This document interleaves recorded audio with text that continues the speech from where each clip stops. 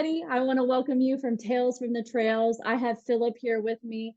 Philip, if you don't mind introducing yourself, talk a little bit more about what your company does and your role in that company.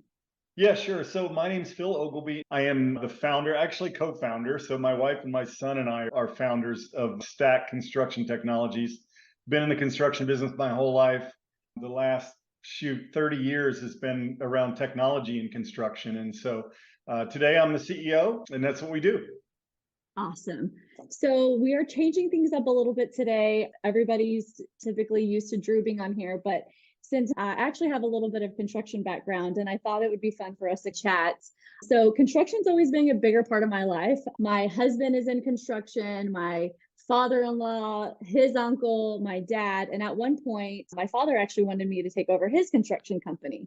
And part of that was where I had to do the old school way of bidding out projects and that sort of thing. And so when I learned about Stack and your technology, I was like, oh my gosh, this is amazing. And so I was really excited to jump on here and talk to you a little bit more about your specific technology tool and how it's transformed a little bit in the construction world, because they are a little bit more of older school when it comes to some of those things that they do currently. So yeah, it's so true. It's funny. I've been in this game a long time, and every now and then I get some sort of recognition. But I got invited to speak in front of a subcommittee in Congress, actually, that was investigating the impact of technology on construction. As part of my research, one of the things I learned is the failure rate in construction is extraordinarily high, and it's primarily because we adopt technology at a rate much slower than virtually every other industry out there. And we've really been on a mission at Stack to really improve that failure rate and help people like myself, an old contractor,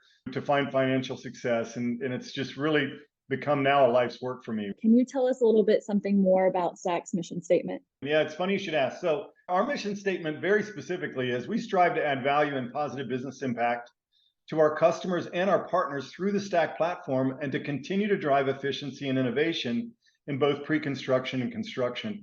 And so it's expanded for us. We started in pre-construction. We've now expanded. We're truly building a platform that spans pre-construction and construction for our business partners. Candidly, it's one of the riskiest businesses there are to start today if you purely look at the failure rate. And primarily it's because people take a path much like I took, which was, you start in the building trades, you learn it. Maybe your dad was in it, like you were mentioning, maybe a family member, but you start in the building trades. You don't go to business school. You don't get a lot of formal business training, and you end up becoming an entrepreneur through one reason or another, and you start your own construction business. And while you have skills in the trades, it does not at all translate into profitability. And so our mission really, if you restate what I just said to you, our mission is truly to help people to succeed in an industry that I just passionately love, and we try to give people an edge through our Stack platform.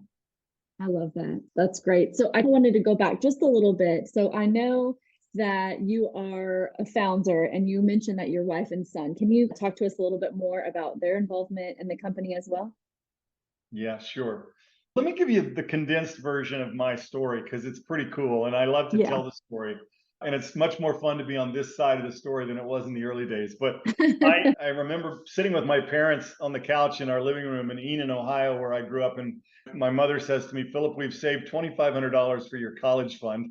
That's the bad news. But the good news is your dad can get you into the Sheet Metal Workers Union in Dayton, Ohio. And you can start right after graduation and you'll make $14 an hour. And in 1978, that was a small fortune, right? Nobody was making that kind of money that I knew. And I wanted to earn some money. I wanted to move out of my parents' house and I wanted to earn some money. And so that's the path that I embarked on. And I remember now looking back on it, I'd be walking across the roof of one of these big commercial construction buildings I'm working on. I'm 18 years old, I just graduated. And these old timers would say, what are you doing up here, kid? Go to college. You deserve better than this.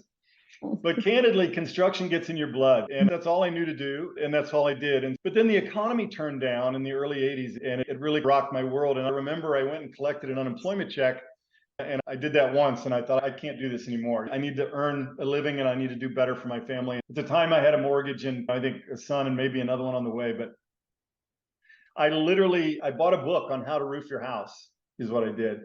And I read that book, and then I went down and I put an ad in the Yellow Pages, which was the Google of its day. And I'll never forget, my wife at the time was like mortified that I just committed to spend like $500 a month. And that was more than our mortgage probably at the time. But anyway, long story short, I jumped into the construction business that way. And I started putting roofs on people's houses and hiring my out of work buddies. And I cobbled together enough to buy an old truck and literally started with nothing. And one thing led to another. I got a few opportunities along the way. I met a guy named Ken Schreiber who introduced me to the commercial construction market. You know, by the time I was 25, we had 50 employees. We were roofing big buildings all around Dayton, Ohio, and it had become a success story. The commercial construction was very difficult, though. I'd love to tell you I made a pot of money in that business, but I really didn't.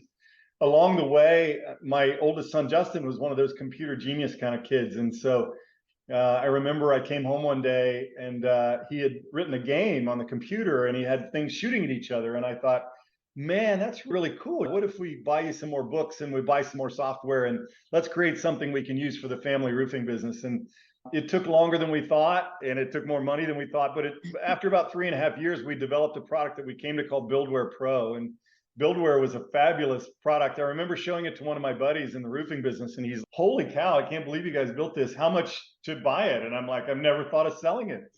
So I went home and I thought about it and I thought, how about $5,000? And he said, yeah, sure. Here, let me write you a check. And so that's literally how we got started. And a couple of years later, I was out of the roofing business and I was full-time in construction technology. That was before the internet. And so I would travel all around the country and fly around and just hope that I would time it right with my customer and give him a demo and he'd give me some money, and did that for a few years.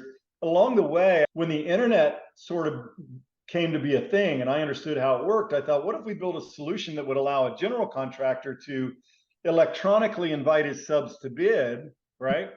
To bid on projects, and then we could distribute the drawings electronically in a PDF or a TIFF form, mostly TIFFs in those days.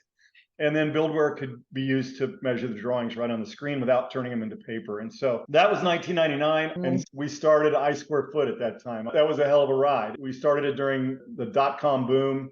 It was primarily a business to distribute blueprints and bid opportunities to subcontractors, is really what I Square Foot still is today. It's now known as Construct Connect, and that was a hell of a journey. We ended up selling that business for about $85 million. In 2010, we were still going strong at I Square Foot, and I thought, I've got to move on. I've got to do something different. I'd hired a CEO to run the business at the time. I thought that would give us a better chance to succeed. And so anyway, that's when I left and started Stack. And so my wife, Jane, and my son, Justin, came with us, and we started Stack in 2012. We created a product called Cloud Takeoff, which was the first ever measuring solution online. I wasn't sure people would really commit to a business critical application via the internet in those days. But sure enough, within a couple of years, we had about 600 customers. And so I went out and raised a little bit of money from sort of family and friends at the time. And we relaunched it as Stack in 2015. It's been quite a journey, but that's how we got to where we are today. And we're having a tremendous amount of success with Stack. It's really changing people's lives and helping them find success. And that's the mission we're on. Yeah, that's great. I love that story. I love that